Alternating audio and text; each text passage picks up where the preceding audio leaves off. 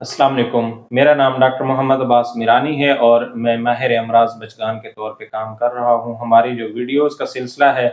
وہ پہلے آپ الہ عباس میڈیکل کمپلیکس سے ریکارڈ کر کے ملاحظہ فرماتے تھے، اب انشاءاللہ جلد ہم ملتان سے جو ہمارا نیا سیٹ اپ ہے، ملتان انٹینسیو کیئر ہاسپٹل نشتر روڈ، وہاں سے بھی آپ کو ویڈیو ریکارڈ کر کے بھیجیں گے تاکہ آپ کو وہاں کی جو معلومات ہیں جو اور وہاں کی جنرل پبلک ہے اس کو بھی ہم آن بورڈ لے سکیں۔ تو آج کا جو میرا میسج ہے وہ اسکیبیز کے حوالے سے ہے، چونکہ ہم ایک ایسے ایریا میں پریکٹس کر رہے ہیں جہاں پہ انڈر ڈیولپڈ اور انڈر پریولیجڈ جو پاپولیشن ہے وہ بہت زیادہ ہے،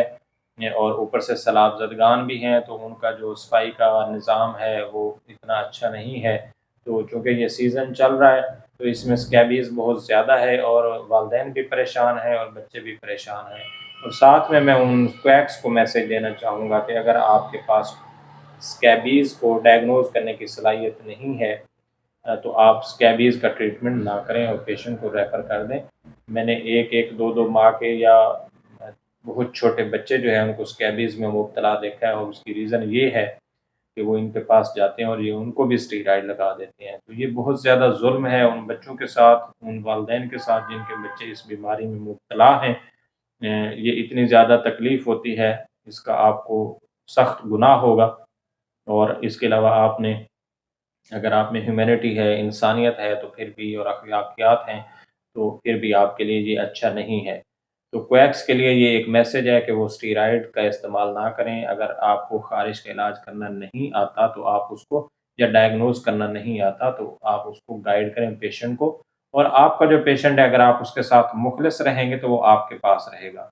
اور جو پیشنٹ ہے بار بار میرے پاس آتا ہے، چونکہ یہاں پہ زیادہ کویکس ہیں تو آتا ہے جی ہم نے تو اتنی دفعہ چیک کروا لیا، پیشنٹ امپروو نہیں ہو رہا، تو اس کی ریزن ہی یہی ہوتی ہے کہ دوائی کچھ دے رہے ہوتے ہیں، ڈائگنوسس کچھ ہوتا ہے۔ تو اسکیبیز کے حوالے سے والدین سے بھی میں یہی کہوں گا کہ جو وہ بار بار انجیکشن لگوا رہے ہیں تو خارش کا علاج انجیکشن نہیں ہے، انجیکشن نہیں ہے، انجیکشن نہیں ہے۔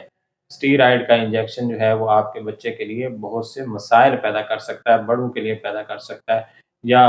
ایول وغیرہ آپ نے لگوا لیا تو اس کا 6 گھنٹے 8 گھنٹے کے بعد کوئی اثر نہیں آنا، صرف جس دن آپ نے لگوایا ہے اس دن آپ پہ اثر آئے گا۔ روزانہ آپ کو انجیکشن جو ہے وہ لگوانا پڑے گا، سوئی آپ کو جو ہے وہ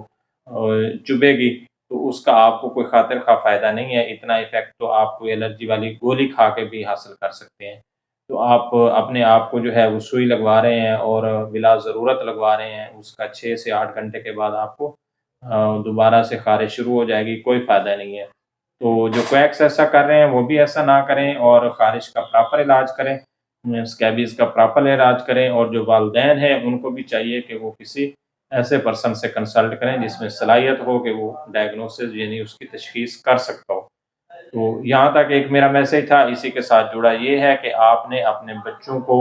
جو ہے ان کی صفائی کا خاص خیال رکھنا ہے، خاص طور پہ جو نہلانے کی عادات ہیں وہ ان کی آپ اچھی کریں، اور جو کپڑے ہیں وہ ان کے فریکوینٹلی وہ دھوئیں، چینج کریں، ڈیٹول سے جو ہے وہ دھوئیں، دھوپ میں ان کو خشک کریں زیادہ دیر کے لیے۔ اور اسی طرح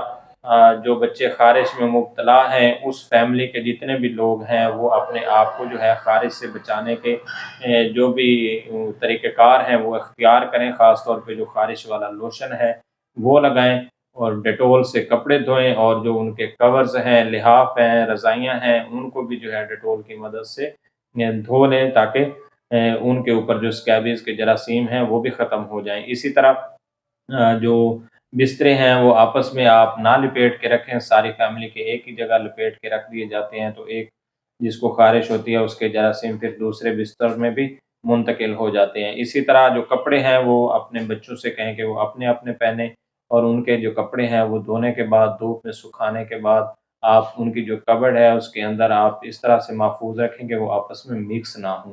تو یہ میرا ایک میسج ہے اسکیبیز کے حوالے سے، اپنے بچوں کی مشکلات کو کم کریں اور اپنے لیے گناہوں کا سبب جو ہے وہ ختم کریں، کیونکہ اس سے بچے سخت تکلیف میں مبتلا ہوتے ہیں، اور خاص طور پہ چھوٹے بچے جو رونے کے علاوہ بول بھی نہیں سکتے۔ Thank you.